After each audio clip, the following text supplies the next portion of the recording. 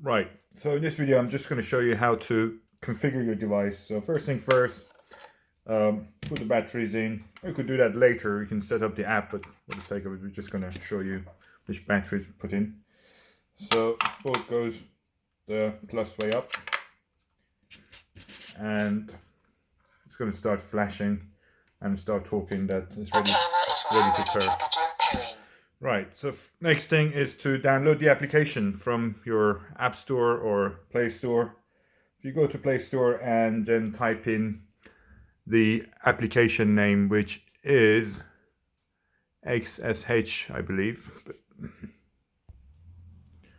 So yeah, XSH. It will bring up the first application. I'm not going to show you how to install an application. I'm sure you know how to do that.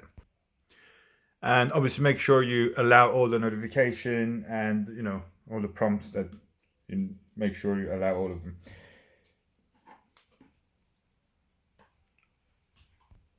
And bear in mind this application needs to be running on the background. Obviously you need to get notification when even the app is not running, so the app must be running in the background for you to get notification outside your house. So we add a device, press the plus sign on the application.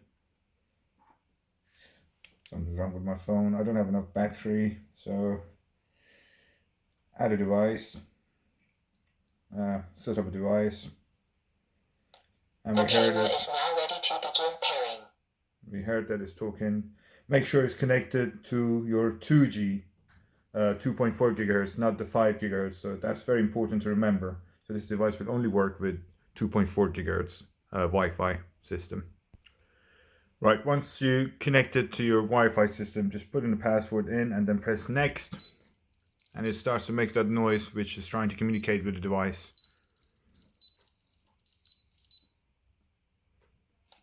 The camera is now ready to begin pairing.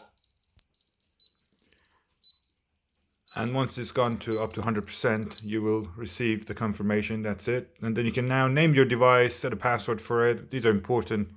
You can basically have kitchen, front door, or whatever it is. So you just name it here. So for the sake of this video, just named it test and the password with test1234 with a capital T. And just make sure you select the last box as non-Chinese mainland. Obviously it won't work if you don't. So click finish.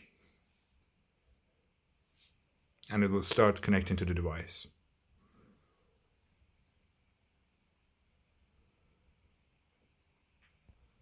That's it. It will jump to this screen, and this is your device. So obviously we named it as test, so we can press it. Obviously I'm going to take off the sticker so you can see clearer. And that's it. So now we're going to test.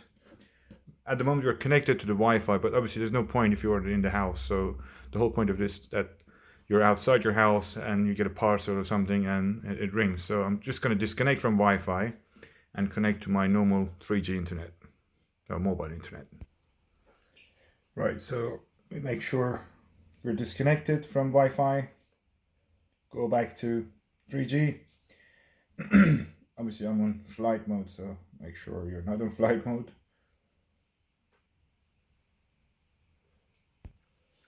Right, so we're completely disconnected from the home Wi-Fi system, and just going to press this buzzer while the application is on.